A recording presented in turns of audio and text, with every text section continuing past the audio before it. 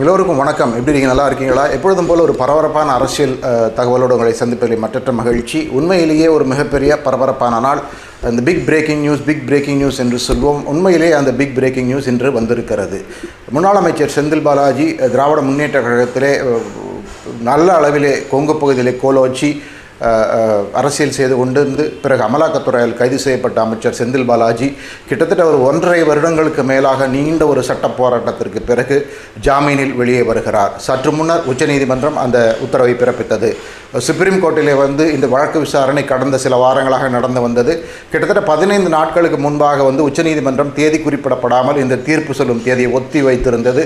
இன்று காலை 10:30 மணிக்கு கூடிய உச்சநீதிமன்ற நீதிபதிகள் செந்தில் பாலாஜி ஜாமீனில் வெளியே விடலாம், செந்தில் பாலாஜிக்கு ஜாமீன் கொடுத்து உத்தரவிடலாம் என்று ஆணை பிறப்பித்தார்கள். அதன்படி புழல் சிறையிலே அந்த சிறை ப்ரொசீஜர்ஸ் எல்லாம் முடிந்த பிறகு அநேகமாக இன்று மாலையை கூட செந்தில் பாலாஜி ஜாமீனில் வெளியேறி வருவார் என்ற மிகப்பெரிய ஒரு தகவல் வந்திருக்கிறது. கிட்டத்தட்ட தமிழக அரசியலிலேயே இந்த தகவல் மிக ஒரு திருப்புமுனையாக அமையுமா என்ற அளவிற்கு எல்லோரும் பேசத் தொடங்கியிருக்கிறார்கள் என்று சொன்னால் அது மிகையாகாது. திராவிட முன்னேற்ற கழகத்தை பொறுத்தவரை செந்தில் பாலாஜி திராவிட முன்னேற்ற கழகத்தினுடைய தேர்தல் சித்தர் என்று சொல்லும் அளவிற்கு அவரை அங்கே அந்த கட்சியிலே நிறுவியிருந்தார். குறிப்பாக கொங்கு பகுதியிலே மேற்கு தமிழ்நாட்டிலே அண்ணா திராவிட முன்னேற்ற கழகம் தான் வலுவாக இருந்த காலத்தில் வலுவாக இருந்த ஒரு கட்சி என்பதை மாற்றி திராவிட முன்னேற்ற கழகம் அந்த பகுதிகளிலே மேற்கு தமிழ்நாடு மற்றும் பரவிய கொங்கு பகுதிகளிலே வலுவான ஒரு சக்தியாக, குறிப்பாக தேர்தலை வெல்லக்கூடிய ஒரு சக்தியாக மாறுவதிலே செந்தில் பாலாஜி ஒரு மிகப்பெரிய பங்காற்றினார் என்று சொன்னால் அது மிகையாகாது. அது எப்படி செய்தார், என்ன முறைகளில் செய்தார் என்பது ஒரு டிபேட்டபிள் பேச்சு பொருளாக இருந்தாலும் கூட தேர்தலிலே திராவிட முன்னேற்ற கழகம் வெற்றி பெற உறுதியாக ஒரு மிகப்பெரிய ஒரு சக்தியாக செந்தில் பாலாஜி மாறி வந்தார் என்பதிலே சந்தேகமே கிடையாது. அந்த விதத்தில் அண்ணா திராவிட முன்னேற்ற கழகத்திற்கு ஒரு பெரிய இழப்பாகத்தான் இருந்தது. அதற்கு பின்னர் அந்த அண்ணா திராவிட முன்னேற்ற கழக காலத்திலே போக்குவரத்து துறை அமைச்சராக செந்தில் பாலாஜி இருந்தார். அந்த சமயத்திலே நடந்த ஒரு ஊழல், அதாவது டிரான்ஸ்போர்ட் ஸ்கேம், போக்குவரத்து துறையிலே வேலை வாங்கி தருகிறேன் என்று சொல்லி பல 100 பேரிடம் லஞ்சம் வாங்கியதாக குற்றம் சாட்டப்பட்டு அந்த வழக்கிலே அது மட்டும் இல்லாமல் அந்த வாங்கிய லஞ்ச பணத்திலே மணி லாண்டரிங், சட்டவிரோத பணப்பரிமாற்றம் செய்தார் என்ற குற்றச்சாட்டு படி அமலாக்கத்துறை அவரை கைது செய்து சிறையில் அடைத்தது. சிறையிலே நீண்ட காலம் இருந்தார். பலமுறை உடல் நலம் குன்றி மருத்துவமனையில் அனுமதித்து மீண்டும் சிறைக்கு சென்றார். பல முறை ஜாமீன் கேட்டு விண்ணப்பித்திருந்தார். அவருடைய கீழமை நீதிமன்றம் விசாரணை நடக்கும் சென்னை முதன்மை அமர்வு நீதிமன்றமாகட்டும், சென்னை உயர்நீதிமன்றமாகட்டும், இல்லை உச்ச நீதிமன்றமாகட்டும், இதற்கு முன் பல முறை அவர் ஜாமீன் கேட்டு அந்த ஜாமீன் மனு நிராகரிக்கப்பட்டு இறுதியாக இப்போது ஜாமீன் கிடைத்திருக்கிறது என்பது மிக குறிப்பிடத்தக்கது. இது பல விதங்களிலே ஒரு அரசியலிலே மட்டுமல்ல, அவருடைய இந்த வழக்கை நீர்த்து போகும் செய்யும் அளவுக்கு ஆகுமா என்று பேசுபவர்கள் பலரும் இருக்கிறார்கள். இந்த வழக்கிலே பல சாட்சிகள் பிறல் சாட்சிகளாக மாறியிருக்கின்றன. விட்னஸஸ் டேர்னிங் ஹோஸ்டைல் என்று ஆங்கிலத்திலே சொல்லுவார்கள். அதாவது ஏற்கனவே வழக்கில் சாட்சியாக சேர்க்கப்பட்டவர்கள் அவர்கள் கொடுத்திருக்கிற அந்த ஸ்டேட்மெண்ட்டை மாற்றி எழுதிக்கிறாங்க. அப்படி பல பேர் செய்திருக்கிறார்கள். இப்போது முன்னாள் அமைச்சராக இருந்தாலும் கூட வெளியே வந்த பிறகு அவருடைய அதிகாரத்தை பயன்படுத்தி அவர் மீண்டுமே பாக்கி இருக்கிற விட்னஸ் எல்லாம் இன்ஃப்ளூயன்ஸ் பண்ணாக்க இந்த வழக்குடைய போக்கு என்ன ஆகும் என்ற ஒரு மிகப்பெரிய கேள்விக்குறி எழுந்திருக்கிறது. அமலாக்கத்துறையை பொறுத்தவரை அவங்க மறுபடியும் இந்த வழக்குக்கான ஆதாரங்கள் எங்ககிட்ட இருக்குது. நிறைய ஆதாரங்களை சார்ஜ் ஷீட்டில் சமர்ப்பித்திருக்கிறோம் என்று சொன்னாலும் கூட பல சந்தர்ப்பங்களிலே அமலாக்கத்துறை இந்த விசாரணையை தீவிரப்படுத்தவில்லை என்ற ஒரு குற்றச்சாட்டு எழுதுகிறது. அதற்கு அமலாக்கத்துறையுடைய பதில் செந்தில் பாலாஜி இந்த விசாரணைக்கு முற்றிலுமாக ஒத்துழைக்கவே இல்லை அப்படிங்கிற ஒரு பதில் தான் அமலாக்கத்துறை கொடுக்கிறார்கள். செந்தில் பாலாஜி அவருடைய அரசியல் செல்வாக்கை பயன்படுத்தி அவர் வழக்குக்கு ஒத்துழைக்க மாட்டேங்கிறார், அதனால் இந்த வழக்கு விசாரணை நடைபெறவில்லை அப்படின்னு ஒரு குற்றச்சாட்டு இருக்கிறது. இப்படி இருக்கும் சூழ்நிலையிலே அந்த சென்னை முதன்மை அமர்வு நீதிமன்ற நீதிபதி அல்லி அவங்க தான் இந்த வழக்கு விசாரிச்சுட்டு இருந்தாங்க. அவங்க முன்னாடி தான் இந்த வழக்கு குறுக்கு விசாரணை நடக்க வேண்டும். அதற்கு பிறகு அவர்களுடைய முன்னிலையில் தான் அவர்கள் தீர்ப்பு வழங்க வேண்டும். இதுகாரும் வரை அந்த வழக்கு விசாரணை அங்கே தான் நடந்து வந்தது.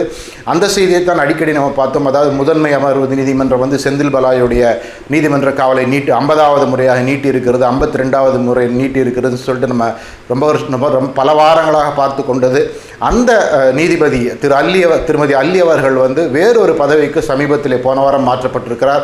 அவர் வந்து சென்னை உயர்நீதிமன்ற பதிவாளர் ரெஜிஸ்ட்ராராக பொறுப்பேற்றிருக்கிறார்.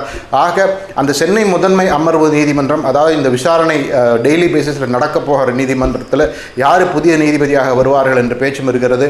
அந்த நீதிபதி வரும்போது மறுபடியும் முதல்ல இருந்தான்னு சொல்லுவாங்க. அந்த மாதிரி முதல்ல இருந்து இந்த வழக்கு விசாரணை தொடங்குமா, இல்லை இடைப்பட்ட காலத்திலிருந்து தொடங்குமா என்ற பல கேள்விகள் எழுகின்றன. அமலாக்கத்துறையை பொறுத்தவரை வந்து அவங்க வந்து உறுதியாக இது வந்து இந்த குற்றத்திற்கான ஆதாரங்கள் வலுவாக இருந்தன என்று சொன்னாலும் கூட மிக மிக முக்கியமாக செந்தில் பாலாஜியுடைய தம்பி அசோக்குமாரை இதுவரை கண்டுபிடிக்க முடியவில்லை என்பது இந்த வழக்கில் மிகப்பெரிய ஒரு தொய்வாக பார்க்கப்படுகிறது. இன்னும் சொல்லப்போனால் அந்த செந்தில் பாலாஜியுடைய தம்பி அசோக்குமாரும் ஒரு குற்றவாளி, அவர் வந்து வெளியே இருக்கிறார், அதனால் தான் செந்தில் பாலாஜிக்கு ஜாமீன் கொடுக்கக்கூடாது என்று பலமுறை அமலாக்கத்துறை ஜாமீனை எதிர்த்தார்கள். அது மட்டுமல்ல, இந்த டிரான்ஸ்போர்ட் ஸ்கேமில் வந்த பணம் வந்து நேரடியாக செந்தில் பாலாஜி, அவருடைய தம்பி அசோக்குமார், அவரோட மனைவி மேகலா அவங்க அக்கௌண்ட்ஸுக்கு போனதுக்கான அந்த ஸ்டேட்மெண்ட்டுடைய ஆதாரங்கள்லாம் இருக்குதுன்னு சொல்லியிருக்கிறாங்க.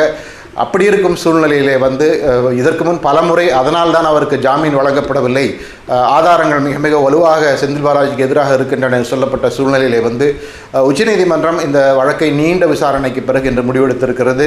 உச்சநீதிமன்றத்தை பொறுத்தவரை வந்து ஜாமீனுங்கிறது ஃபண்டமெண்டல் ரைட். அதாவது ஒரு வழக்கிலே குற்றம் செய்தவர் வந்து ஒரு குறிப்பிட்ட காலத்துக்கு பிறகு அவர் ஜாமீனில் வெளியே வருவது வந்து கிட்டத்தட்ட ஒரு இயற்கையான ஒன்று, அதை மறுக்கக்கூடாது, இயற்கை நீதி மறுக்கப்படக்கூடாது அப்படிங்கிற ஒரு அடிப்படையில் தான் ஜாமீன் கொடுத்திருக்கிறார்கள். இன்னும் சொல்லப்போனால் இதே மாதிரி வழக்குகளில் கைது செய்யப்பட்ட அரவிந்த் கெஜ்ரிவாலுக்கு ஜாமீன் கிடைத்திருக்கிறது.